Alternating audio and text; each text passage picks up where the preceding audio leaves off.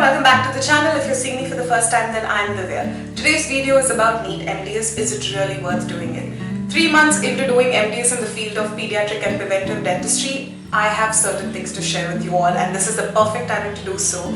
So without any further ado, let's get today's video.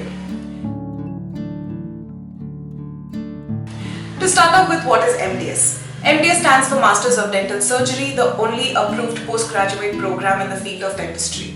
This is a 3-year course and you will have 2 exams during this time. The first exam will be conducted at the end of first year, and the subjects that you will be writing will be all your basic subjects from BDS. And at the end of your final year, that is 3rd year, you will have your exam related to the specialty that you've chosen. Now coming on to the eligibility and admissions, NEET is the only approved exam for admission. Please do not believe any sources which says that there is lateral entry that is possible. Everything happens through NEET. There are 2 types of counselling that happens. One is your All India counselling and the other is state counselling. In All India counselling, you will be able to apply to all the government colleges and certain reputed and deemed colleges which come under that particular counselling. And as far as the local colleges are concerned, they will all come under state counselling. So you can apply accordingly. However, All India counselling will happen first, followed by state counselling. Coming on to fees. There are 3 types of seats that are available during this counselling procedure. First is your government seat, second is your private seat, and third is the management seat. Now, government seats will cost you the least, that is, they will cost you somewhere between 60,000 rupees to 1 lakh rupees per annum. Private seats will cost you somewhere around 3 lakhs to 6 lakhs per annum. And management seats will cost the more, somewhere ranging from 10 lakhs to 22 lakhs depending on the specialty that you are choosing. There is something that I wanted to point out at this particular point, and that is there will be certain colleges that will tell you that pay this much amount of money and we will process your seat during the mop-up round. Don't fall for that, because everything is now centralized and everything happens through NEET. There is high chances, first of all, there is no accounting to the money that you're paying, and second of all, even if you pay the money, they will have a NEET rank list from which they will have to allot. So if someone has higher rank than you and if they're applying for the same seat, there is chances that they will get the seat and you will not. So please be very careful when you are approaching colleges and somebody explains such scheme to you. Now coming on to the counselling process, that will be a video on its own. There is so much to discuss about. The documents required, what is the process, what are the fees that has to be paid, how to choose colleges and all of that. So if you want all those details, then get this video to a 500 likes so that I know that you guys are interested and I can make a subsequent video on that. So yeah, hit the like button if you want that video. Coming on to suggestions about colleges. Okay, there's one thing that I want to make very clear here, that is, a college should be chosen not just on academic basis. There are a lot of other things that matter. Understand how things work there. You have to know what is the patient inflow, how is the material supply there, and how is the teachers, how healthy is the relationship among staff there. This is a very important thing, because as PGs we will be in very close association with the staff and we will be working very closely with them.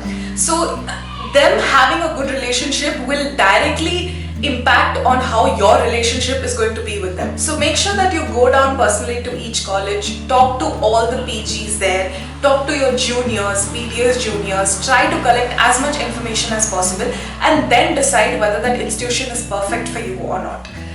And with that said, some of the best colleges that I can recommend from Bangalore is MS Ramaya, you have KLE, you have RV Dental College and VS Dental College. Outside Bangalore, some of the best institutions are JSS Mysore, STM Dharwad, AB Shetty, AJ Institute of Dental Sciences and so much more. Honestly, I don't have much idea about the colleges across India simply because that was not my preference, so I did not take out the time to research about all those institutions. However, I request my followers, my subscribers to help people out in the comment section when they're asking for recommendations or suggestions. And if you know about that particular institution, then please do help them out. Now there's something that I want to very honestly discuss in today's video, and I think this might be a controversial statement, but I'm just going to say it. Not all specialties are worth pursuing. And in dentistry, I think that with time, the amount of new courses that we have in the market right now, which are like teaching these crash courses, and they're teaching you skills that are so important to run a clinic, and basically it can make you an all-rounder if you learn those techniques. And I want to make a video on that, so that's for another day. So with those courses and our degree, our BDS degree itself is so powerful that it allows us to learn and practice those skills in patients. So the need for specialty actually lessens.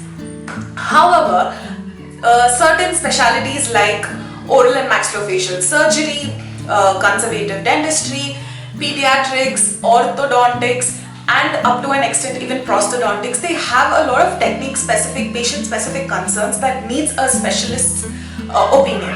So in those matters, I think these fields are better to opt for when you're opting MDS. Otherwise, I just might dare to say that it's not worth pursuing other fields of specialty. Now coming on to scope of doing MDS. Obviously, MDS is a postgraduate program which is going to open doors to newer opportunities.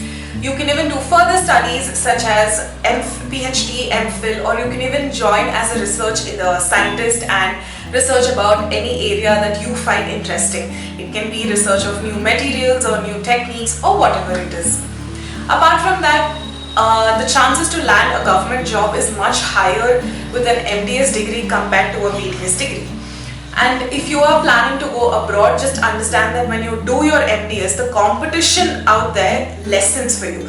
It's not a major thing, but I just wanted to mention that. You can also join as a lecturer in any of the colleges, and you can slowly start working there and settle in, and you can learn so much about how a management works, which can help you in setting up your clinic in the future. You can also affiliate yourself to any healthcare sectors like Fortis Healthcare or Aster, or even institutions like Manipal, and you can work for them either as a consultant or a full-time dentist, depending on what position they have to offer.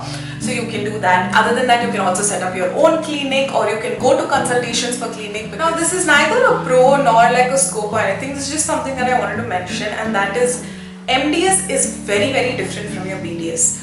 You are going to be on your own most of the times, and you will obviously have your preclinical exercises and all of that. But again, those are things that you've already done in your BDS time, and you have to do it on your own, and you're not going to have theory classes or anything. After you're done with your preclinicals, you enter clinicals, and you're pretty much on your own. You're just going to have your professors come and help you when you ask for help. Otherwise, there's nothing that's going to be taught to you, with all sorts of special care or anything like that. So I don't know why I just felt like telling you that you are going to be on your own, so prepare for that. So coming on to the cons of doing MDS. This is something that I wanted to talk about in detail because these are the things that I did not know about. No matter how much research I did, somehow these are the things that you learn when you actually step into it. And I thought, why not discuss it with you all, because these few things that I'm going to mention has been very bothersome for me, and I know it's going to be bothersome for some of you out there, so hear me out. So the first thing that I would like to point out is that doing MDS is very, very, very expensive. And by that I mean that it's been 3 months into the course and I've already spent somewhere around 20 to 25,000 just for buying materials.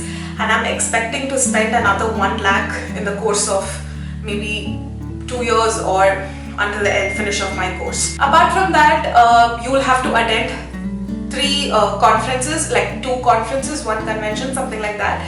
You have to attend 3 of them in the course of 3 years.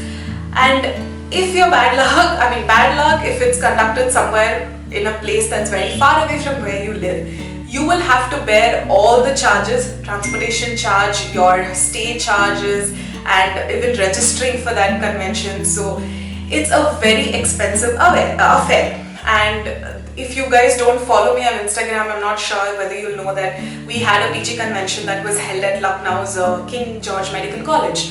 So that entire trip costed each of us somewhere in the range of 30,000 to 40,000 rupees, and we had to bear the costs. So these are things that I just want you guys to keep in mind because it can be very difficult for few. Apart from this, this course can be very, very exhausting. And by exhausting, I'm just not talking about physical exhaustion, but also a lot of mental exhaustion. You have to learn the balancing act here, otherwise it's going to be very difficult. You have to manage your seminars, journal clubs, thesis work, LD work, also study for your first year exams, and if you have any conference or convention coming up in the middle, you have to do a paper presentation, poster presentation, so there will be a lot of work that goes into that as well, and then obviously your patient work, and you'll have to study about what you're doing. So there's just a lot happening at once, and of course, how can I forget preclinicals?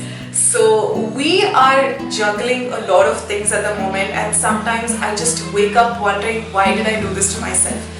But with that said and done, I know that this was exactly what I was praying for, and I have been given this opportunity by the universe, and there's no way that I'm going to give into this, mode of regret. No, that's not happening. We are going to see this through, and I truly believe that there are great things at the end of this journey, and I just can't wait to reach that point.